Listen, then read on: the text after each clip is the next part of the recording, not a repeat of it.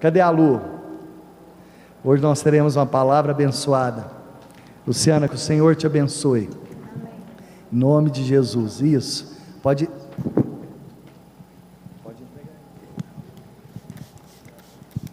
Obrigada. Protocolos. Que isso, Cíntia? Que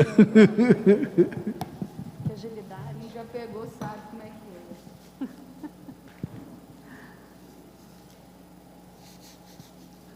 Boa noite, pessoal.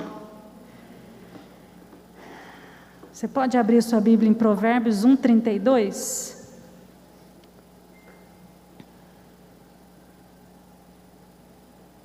O título dessa palavra é o perigo da acomodação. A gente vê perigo em muita coisa, né? A gente vê perigo na violência, em alguns sites da internet, mas às vezes nós não vemos perigo em nos acomodarmos.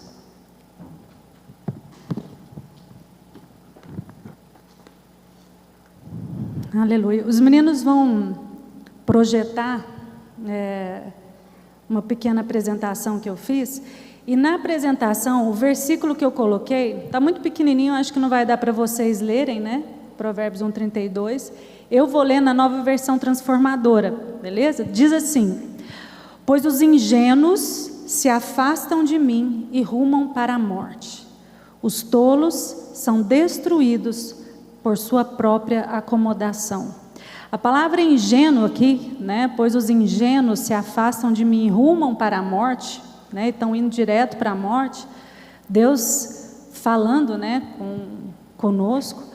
Essa palavra para ingênuo é isso mesmo, né? Uma pessoa tola, né? Ingênua, que, enfim. E muitas vezes nós nos afastamos de Deus, nos portando como tolos. E a segunda parte diz, né? Os tolos são destruídos pela sua própria acomodação. Essa palavra acomodação, eu não sei como que fala, escreve chalvar. Fala de sossego, de tranquilidade, de prosperidade. Então, queridos, o conceito de acomodação que nós vamos falar aqui é um conceito de acomodação figurado. Não quer dizer acomodação física, né? Da pessoa virar para você e falar assim, você está bem acomodado aí, né? Um quarto. Não. Nós vamos falar no sentido figurado mesmo, né? No sentido de conformismo, de mesmice, de estagnação, no sentido de preguiça. Fala, preguiça. Muitas vezes nós nos acomodamos por preguiça. Muitas vezes não. Nós nos acomodamos por preguiça. E nós, queridos, o ser humano, ele tem uma tendência. Vocês acharam aí, pessoal? A apresentação? Tranquilo, a hora que der. O ser humano tem uma tendência à acomodação. Você não precisa, assim, falar para a pessoa, não, fica tranquila, se acomoda, escolhe o caminho mais fácil. Você não precisa, porque isso é natural para nós. Por exemplo, na época da Copa, por exemplo, a gente pode contar nos dedos, quando o Brasil vai para a final, o jogo é sempre no domingo. A gente pode contar nos dedos os homens que vêm para a reunião. Nos dedos, querido, assim, não precisa de muito. O que é isso? Acomodação. É muito mais fácil ficar em casa vendo um jogo de futebol, que parece que vai ser legal, né? Porque hoje em dia não está dando muito para falar, do que vir para a igreja. Às vezes começa a chover muito, e você precisa ir ao banco. O que é mais fácil? Você ficar em casa e falar, vou no banco outra hora, ou você enfrentar aquela chuva no banco? Enfrentar a chuva no banco. Então, nós tendemos à acomodação, nós temos essa tendência, porque é muito mais fácil para nós. Eu acho que está muito ligada à lei do mínimo esforço, né? A lei física do mínimo esforço. Mínimo esforço, máxima eficiência e mínimo dano. Então, assim, eu não vou correr não, porque tem que fazer esforço demais. E aí eu vou cansar, tal, então vou de boa.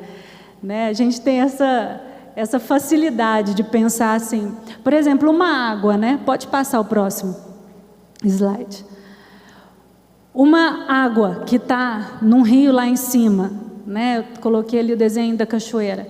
É muito mais fácil ela descer do que você pegar essa água e impulsionar ela para cima, não é? Essa lei fala, né, do qualquer corpo que está em desequilíbrio, ele busca o equilíbrio com o mínimo movimento, né? Por isso que eu coloquei esse desenho aqui, né? Porque ele vai entrando em equilíbrio quando tem o mínimo movimento. E às vezes a gente tem essa tendência, sabe? De querer ficar quietinho, de fazer o mínimo movimento possível. Só que sabe de uma coisa, queridos? Às vezes a gente se esquece que algum esforço é necessário. Por mais que seja mínimo, algum esforço é necessário. Na maior parte das vezes, quando a gente vai fazer algo para Deus, o único esforço que a gente precisa ter é decidir fazer, ou decidir ir, ou decidir falar. Porque o resto é Deus que faz, não é? É Deus que faz. Mas o mínimo esforço é necessário. E nós precisamos, assim, decidir, tomar uma decisão de sair dessa acomodação, de sair dessa mania que eu acho que o brasileiro tem mais ainda, de querer buscar as coisas mais fáceis. A acomodação, ela produz desânimo na sua vida, improdutividade, ela produz destruição, como diz Provérbios 1:32, né? Vocês lembram lá que os tolos são destruídos pela sua própria acomodação? A acomodação produz desmotivação, depressão emocional, frustração, e a gente pode ir listando aqui muito mais coisas. Isso aqui eu só fui escrevendo aquilo que foi vindo na minha mente. Mas quanto mais acomodados nós estamos, menos nós produzimos, menos nós vemos a nossa vida tendo valor, a nossa vida tendo um sentido, um significado, uma relevância. E nós fomos criados para sermos relevantes nessa terra, amém? Muitas vezes a gente percebe o que eu tenho visto, né, na igreja nesses dias, e queridos, não é uma questão da comunidade El Shaddai, infelizmente é uma questão mundial. A igreja tem passado por um momento difícil. Você sabe por quê? Porque muitas vezes a gente vem para a reunião por religiosidade, por um mero ritual.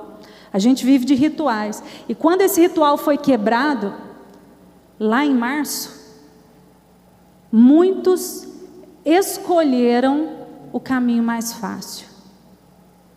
Muitos escolheram ficar quietos, parar de buscar a Deus, com a desculpa, com a justificativa: eu não estou indo na igreja por causa da pandemia. Só que a maioria não era, porque você via elas nos bancos, você via ela, enfim, em qualquer outro lugar, mas na igreja não. Então, qual é a real motivação de muitos não estarem vindo à igreja? De muitos não quererem mais vir à igreja? Qual é a real motivação? Por que isso aconteceu? Muitos dão a desculpa, usam a justificativa: eu preciso descansar, eu estava muito cansado, eu preciso descansar. Descansar de quê, querido? Porque o que nos cansa não é vir na igreja, o que nos cansa não é orar, o que nos cansa são outras coisas. Jesus nos ensina isso. Pode passar o slide. Jesus fala assim, Mateus 11, 28 e 29, venham a mim todos os que estão cansados e sobrecarregados, e eu lhes darei descanso. O que Jesus fala para aqueles que estão cansados e sobrecarregados? Venham a mim. O caminho do descanso, o caminho do alívio é Jesus, é ir a Jesus. E continuando, tomem sobre vocês o meu jugo e aprendam de mim, pois eu sou manso e humilde de coração, e vocês encontrarão descanso para as suas almas. Exige um esforço isso aqui, porque Jesus fala assim, tomem sobre vocês o meu jugo. Jesus não está ensinando, vem a mim e eu vou te deitar no colo, você vai ficar quietinho sem fazer nada. Foi isso que Jesus falou? Não, tomem sobre vocês o meu jugo. Aprendam a caminhar comigo, aprendam a fazer aquilo que eu os chamei para fazer. Aprendam a amar, aprendam a servir. é caminhar como Jesus, exige algo de nós. Só que isso, né, que requer de nós, o que a gente ganha em troco disso é descanso para as nossas almas. Nós vemos tantas pessoas, sabe, queridos, que vivem de férias, vivem viajando, porque tem dinheiro, né? Graças a Deus, eu queria ter dinheiro assim, para viajar um mês sim, um mês não, um mês sim, um mês não. Mas, né, realidade está aí. E essas pessoas não estão mais descansadas do que eu e você. Porque o que traz descanso para as nossas almas é estar com Jesus, é andar ao lado de Jesus, amém?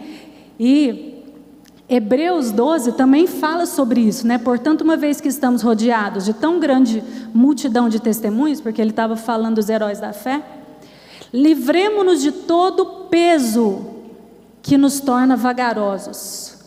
O que traz peso na nossa vida? E do pecado que nos atrapalha, e corramos com perseverança. Peso é tudo que nos atrapalha de fazer aquilo que nós fomos chamados para fazer. Peso não é o ministério que Deus colocou na minha vida. Peso não é pregar a palavra de Deus. Peso não é ir à célula ou assistir à célula. Peso não é isso, querido. Peso é aquilo que nos atrapalha de caminhar. A palavra nos ensina isso. Então nós precisamos entender que o que nos traz descanso não é ficarmos quietos, parados, estagnados. Isso só vai trazer desmotivação e por fim nos destruirá. Vamos ver aqui, pode passar o próximo slide, eu coloquei aqui, né? Não viva na ilusão, né? Deus quer que nós descansemos, mas não o tempo todo, amém, querido? Jesus, ele criou 7 dias, ele falou para a gente trabalhar e descansar um dia. Só que tem gente que quer descansar todo dia, não é assim, viu, queridos? Quem estuda aí?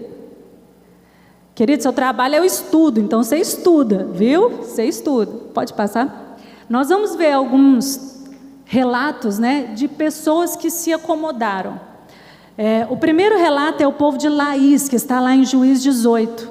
Eu vou ler aqui junto com vocês. Naqueles dias Israel não tinha rei. A tribo de Dan procurava um lugar onde se estabelecer, pois ainda não tinha tomado posse do território que havia recebido como herança, quando a terra foi dividida entre as tribos de Israel. Versículo 7. Os 5 homens prosseguiram até a cidade de Laís, onde notaram que os habitantes levavam uma vida tranquila como sidônios. Eram pacíficos e viviam em segurança, pois não havia quem os oprimisse em sua terra. Eles estavam longe de Sidom e não tinham nenhum aliado por perto. Então eles viviam uma vida tranquila, pacífica, em segurança. Não tinha ninguém que ameaçava a segurança deles. Eles podiam ter aproveitado esse tempo para erguer fortalezas, para preparar um exército, para estabelecer alianças, mas eles não fizeram isso. E no versículo 27 fala assim, ó: então os homens de Dan, levando os ídolos de Mica e seu sacerdote, chegaram à cidade de Laís, cujo povo era pacífico e vivia em segurança, e mataram a espada os habitantes e queimaram a cidade. Eles foram, conforme Provérbios 1:32 fala, eles foram destruídos pela acomodação, pelo tempo de prosperidade e de tranquilidade. Pode passar o slide? O próximo exemplo que eu coloquei é da parábola dos talentos, em Mateus 25, 24 a 27. Por último, o servo que havia, a gente sabe que o Senhor, né, Jesus estava falando alguns exemplos de como era o reino de Deus, e ele falou de 3 servos que ele deu, né, os talentos. E para um servo, ele deu menos, ele deu 1 talento, e o que esse servo fez foi o seguinte: por último, o último servo, né, que havia recebido 1 talento, veio e disse: eu sabia que o Senhor era homem severo, e que colhe onde não plantou e ajunta onde não semeou. Eu tive medo de perder o seu dinheiro, por isso o escondi na terra. E aqui está ele. O Senhor respondeu, porém: servo mau e preguiçoso. Se você sabia que eu colho onde não plantei e ajunto onde não semeei, por que não depositou meu dinheiro? Pelo menos eu teria recebido os juros. Então aqui, queridos, isso aqui fala, né, isso aqui tem uma comparação com o reino de Deus. Assim como a parábola das 10 virgens, que fala um pouquinho antes disso aqui. E Jesus, ele não dá, diante de Deus, quando nós nos encontrarmos com Deus, não vai ter essa desculpa. Ai, Jesus, eu estava muito ocupado. Nossa, minha vida era corrida demais. Não tem essa desculpa. Ai, eu fiquei com medo, né, de falar besteira, eu não conheço tão bem a Bíblia, então eu não sabia pregar direito, sabe? Não vai ter esse tipo de desculpa, porque todos nós recebemos algo de Deus, todos nós recebemos um dom, todos nós recebemos um talento. Às vezes o seu dom, querido, é receber as pessoas. Você tem esse dom, as pessoas, elas se sentem bem com você. E a igreja precisa disso, o reino de Deus precisa disso. O que nós temos feito com o nosso tempo? O nosso tempo também é um dom de Deus para nós, né? O salmista fala, né? Deus me ajuda, né? Me ensina a contar os meus dias, para que eu alcance um coração sábio. Então esse tipo de acomodação, de negligência, de preguiça, querido, nos leva à morte. Pode passar? Eu coloquei aqui 2 frases interessantes, eu coloquei lá no Google e achei elas. Não chame zona de conforto, o que na verdade é zona de acomodação. Conforto é sinônimo de bem-estar e satisfação. E na zona de conforto, é na zona de conforto que existe o conformismo de levar uma vida estagnada, monótona e sem nenhum sinal de evolução. Samile Pessoa. A outra frase, acomodação ou ousadia, é a gente que escolhe de que tamanho a gente quer ser. Os outros servos que o Senhor deu os talentos, eles escolheram fazer render o dinheiro. Independente das dificuldades, independente do risco de perder, né? Tudo que a gente investe, às vezes a gente tem o risco de perder. Então, queridos, no reino de Deus, na nossa vida cristã, o que a gente precisa é aprender a dar, é aprender a pegar na mão de Deus e ir, amém? Segura na mão de Deus e vai, amém?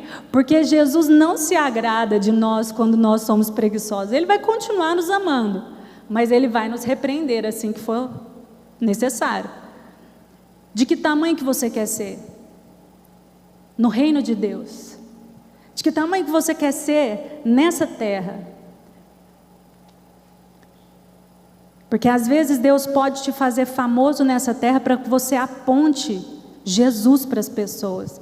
De que tamanho você quer ser, querido? Deus não te criou, Deus não me criou para viver acomodado. E eu falo isso, gente, porque essa palavra é para mim. Para mim. Pelo meu próprio temperamento, eu tenho uma facilidade de me acomodar. Não preciso de muito. Outro ponto, vamos lá, próximo slide. Outros que se acomodaram, os discípulos no Getsemane. Mateus 26, 38 a 45. Minha alma, Jesus falando, está profundamente triste a ponto de morrer, disse ele. Fiquem aqui e vigiem comigo. Depois voltou aos discípulos, versículo 40. Depois Jesus voltou aos discípulos e os encontrou dormindo.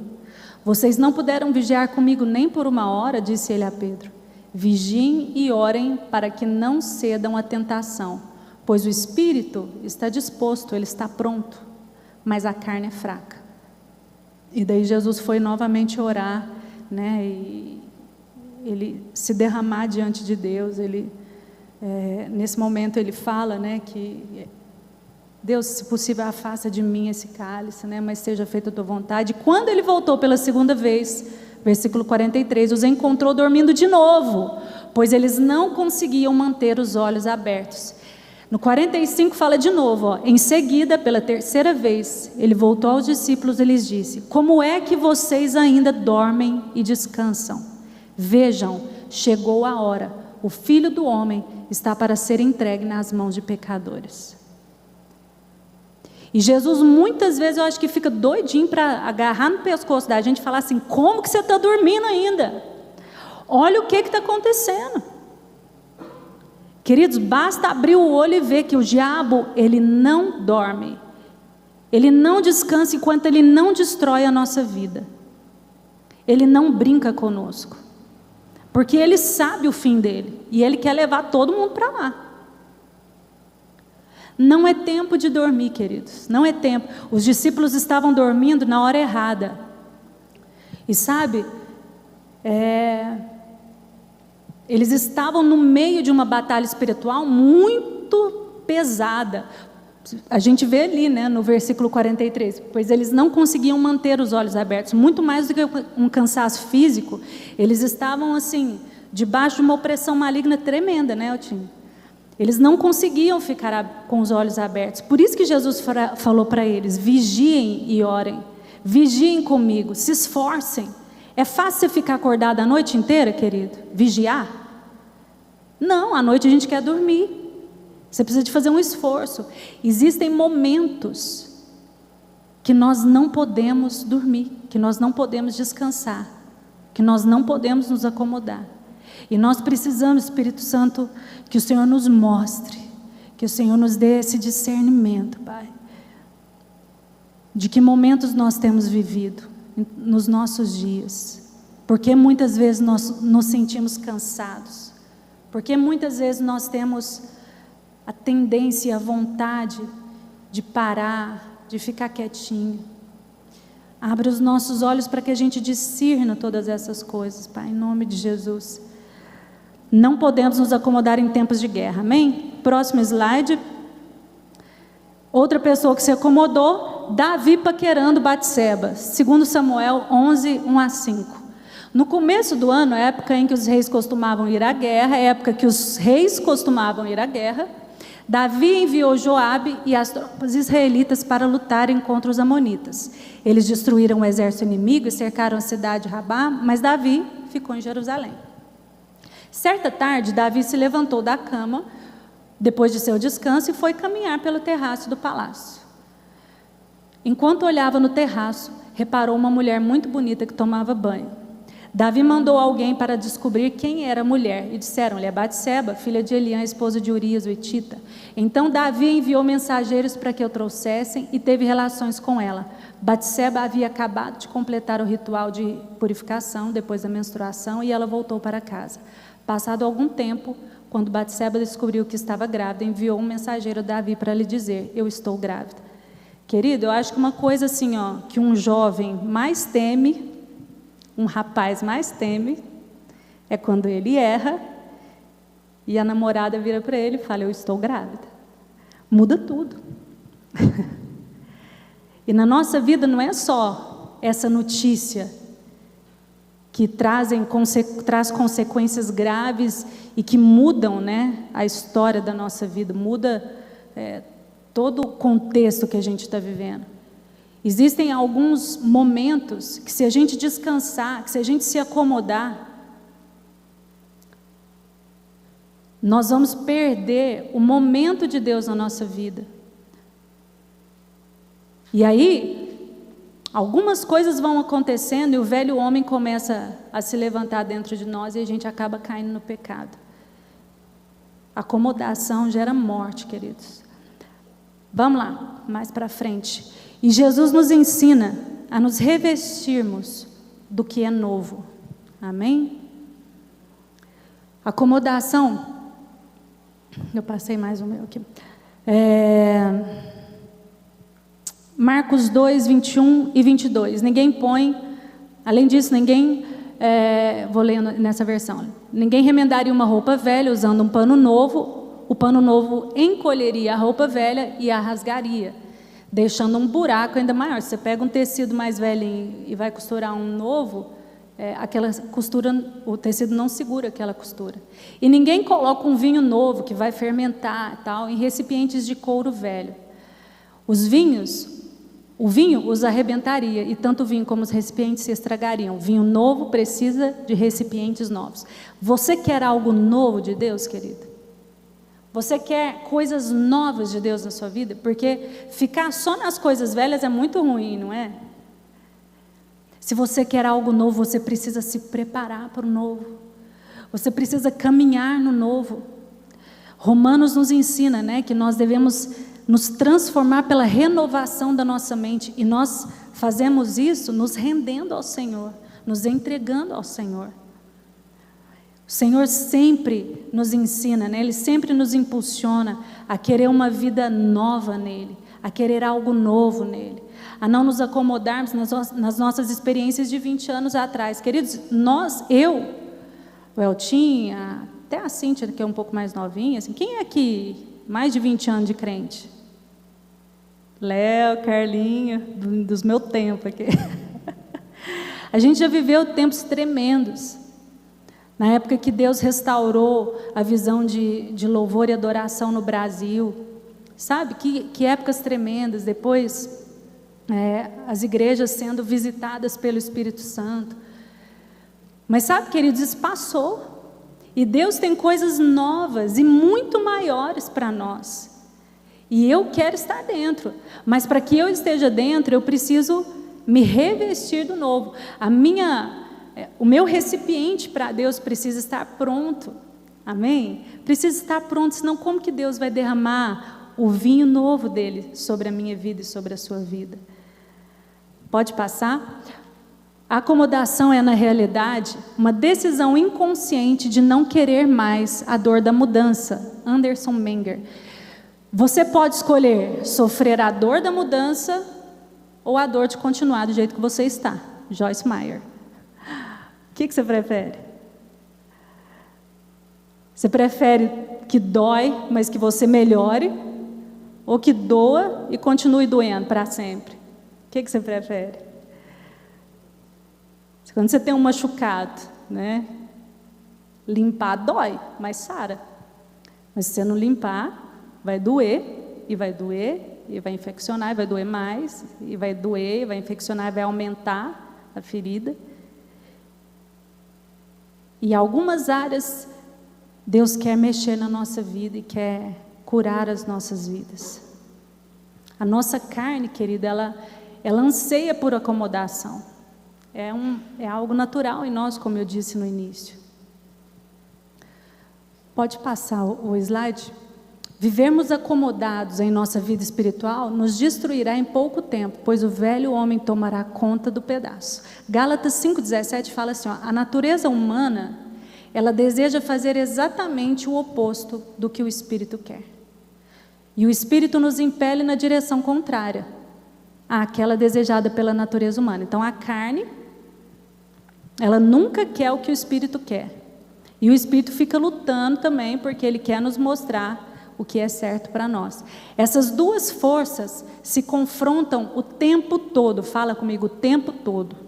O tempo todo, o tempo todo. De modo que vocês não têm liberdade de pôr em prática o que intentam fazer. De modo que vocês não fazem o que querem fazer.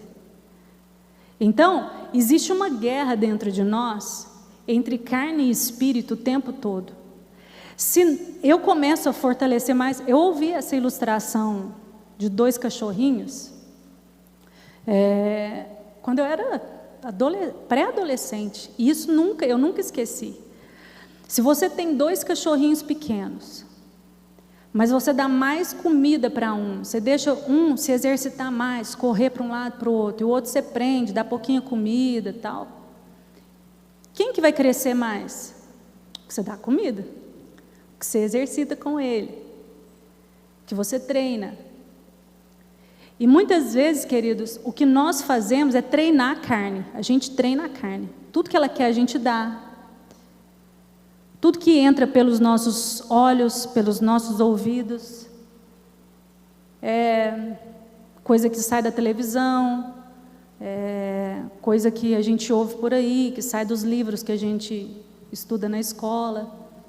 Mas a gente não lê a Bíblia, a gente não para orar, para buscar a Deus, para deixar Deus trabalhar, curar aquilo que precisa curar, para nos libertar daquilo que a gente precisa ser liberto. A gente não anda com pessoas que podem nos levar a ser melhores do que nós somos hoje, a chegarmos mais perto de Deus. Existem pessoas, querido, que vão te levar para perto de Deus, e existem pessoas que às vezes vão virar para você, não, vamos para a igreja hoje, não, vamos para o shopping. Não vamos para a igreja hoje não, hoje é ceia, né? Não, ceia. Não, mas hoje está bom demais para pescar. Eu não gosto de pescar não, gente, mas quem gosta, gosta, né? E sabe, queridos, ele vai alimentando a carne, alimentando a carne. E o Espírito está ali em confronto o tempo inteiro. Mas se a gente para de dar ouvidos ao Espírito Santo, a voz dele vai ficando cada vez mais inaudível, porque a carne vai gritar muito mais alto. A acomodação, quem grita por ela é a carne, não é o Espírito Santo. O Espírito Santo, quando a gente precisa de um descanso, quando a gente precisa de paz no coração, quando a gente precisa de um renovo, o Espírito Santo nos leva para Deus. Ele trabalha em nós. E sabe, não adianta a gente estar com o corpo descansado e com a alma detonada. Não adianta. Nós precisamos nos fortalecer no Espírito Santo. Amém? Precisamos escolher, muitas vezes, sofrer a dor da mudança. Querer o novo, sair, né, da estagnação, sair da acomodação. Como então, queridos, lutar contra a estagnação? Contra a acomodação? Como? Você vai ser diferente. Muitas vezes você vai ter que nadar contra a correnteza que o mundo vai nos colocando aí. Primeiro, reconhecendo os nossos erros. E isso a gente vai vendo sinais em nós. Sinais. Né? Por exemplo, falei para a Cíntia, na hora que a gente estava vendo, nossa, hoje eu estou chata demais. Sabe, queridos, esses sinais em nós, irritação, falta de domínio próprio, falta de misericórdia, de compaixão, falta de alegria, isso tudo é falta do Espírito Santo nas nossas vidas, porque quando nós estamos cheios do Espírito, quando nós nos enchemos do Espírito, o fruto do Espírito Santo é o que prevalece em nós. Nós precisamos ver os sinais em nós. Eu estou indo na igreja carregado, por quê? Por que eu estou indo na igreja carregado? Será que eu estou vivendo as experiências dos outros? Quando eu estou cantando, são letras decoradas que eu canto, ou eu canto aquilo de coração para o Senhor? Porque sabe, queridos, a gente não precisa ser nada para chegar diante de Deus, nada. Tem aquela história, né, que tem em algum dos evangelhos, que eu não vou lembrar agora, que um pecador estava lá na porta, né, da sinagoga, ele não tinha coragem de entrar, porque ele se sentia muito indigno de entrar, e o outro estava lá, né, o mestre da lei. Oh Deus, obrigado porque eu não sou como aquele pecador, obrigado porque o Senhor me livrou, porque eu conheço a tua palavra, isso aqui. E Jesus, sabe, querido, ele escutava não a oração daquele homem que se exaltava diante de Deus, ele escutava a oração daquele pecador. Por quê? Por causa do coração. Então, a gente não precisa estar justificado diante de Deus por causa das nossas obras ou por aquilo que nós somos ou fazemos. Deus quer o nosso coração. Quais são os sinais que você vê na sua vida hoje? O que tem te motivado? Né? Você tem tido mais motivação para ver TV, para sair com seus amigos, do que para fazer alguma coisa que te faça buscar a Deus? São sinais, sinais. E quando nós reconhecemos os nossos erros, nós temos que nos arrepender diante de Deus. E se não há arrependimento em nós, nós precisamos pedir, Espírito Santo, eu preciso me arrepender. Gera esse arrependimento em mim. Porque uma vez que nós nos arrependemos, nós mudamos. Amém? Segundo ponto, disciplina espiritual. Enquanto, né, às vezes a gente não tem isso de pronta, como que fala? De prontidão, a gente tem que ter disciplina. Então, por exemplo, vocês acham que o atleta, qualquer atleta que vocês conheçam a história, vocês acham que ele chega a ser um grande atleta porque todos os dias ele tem prazer em levantar cedinho para fazer tudo que ele precisa fazer, de exercício, e comer só aquilo que ele pode comer, e às vezes vai doer, eles se lesam muito, né? Os atletas. Por que será que eles se lesam tanto? porque eles têm que ir até o limite. Vocês acham que todo dia é 1000 maravilhas para eles? Não. 1000 maravilhas é só lá na hora do jogo. Lá é bom, mas nos bastidores não é bom, não. Disciplina espiritual. Nós precisamos ter um protocolo nas nossas vidas, né? Que hora que eu vou orar? Que hora que eu vou ler a Bíblia? Que hora que eu vou ligar para o fulano para ver como que ele está? Tal dia eu vou marcar para ir para a igreja, eu não vou sair, né? Às vezes vai chegar alguém lá na porta da sua casa e vai falar, não, vamos passear, não sei o que, não, eu vou para a igreja. Disciplina, nós precisamos de disciplina espiritual. Terceiro ponto, compromisso com o reino de Deus. Sabe, queridos, nós temos compromisso uns com os outros, nós temos que ter compromisso uns com os outros. Eu tenho que entender que quando eu falto nas minhas tarefas, eu falto com meu irmão, porque nós fazemos parte de um corpo. Eu falto com Deus, compromisso com o chamado pessoal. Nós temos um chamado de Deus no nosso coração. E se você ainda não sabe assim algo específico, né, do seu chamado, Deus me deu esse dom, Deus me deu esse talento. Se você ainda não sabe isso, faz o que Deus mandou você fazer. Que é ir por todo mundo pregar o evangelho a toda criatura. Quem crê e for batizado será salvo, quem não crê será condenado. Vai lá, cura os enfermos, vai lá, ora, entendeu? Todos nós temos esse chamado. E quando você estiver fazendo isso, você vai descobrir qual é a facilidade que você tem, como é que você consegue transmitir a palavra de Deus para as pessoas com maior facilidade, né? Aí está o seu dom pessoal, o seu chamado pessoal. Todos nós temos um chamado, e um dia nós vamos chegar diante de Deus e vamos apresentar as nossas mãos para Ele, queridos.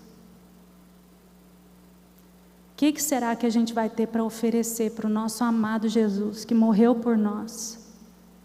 Será que a gente vai ficar diante dele igual os discípulos lá, que não puderam orar com ele nem um momento sequer?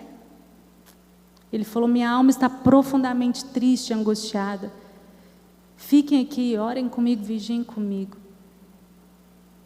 Jesus, Ele ama as vidas, Ele quer salvar as vidas através de nós, né? Nós somos os pés, nós somos as mãos, nós somos a boca do Senhor aqui nessa terra. Você pode se levantar, querido?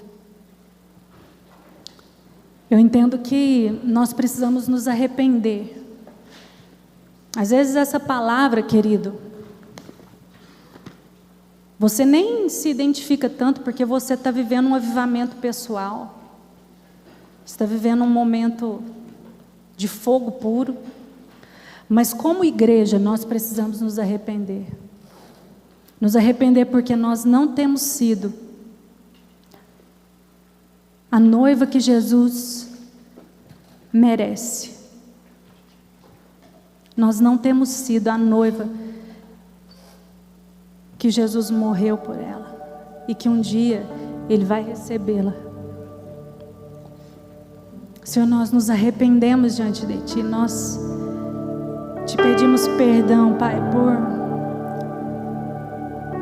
vivermos tanto, Senhor, nessa terra, gostarmos tanto dessa terra, gostarmos tanto das coisas que esse mundo nos oferece, por dedicarmos tanto o nosso tempo, Senhor, para coisas que nem edificam a nós mesmos, quanto mais as outras pessoas.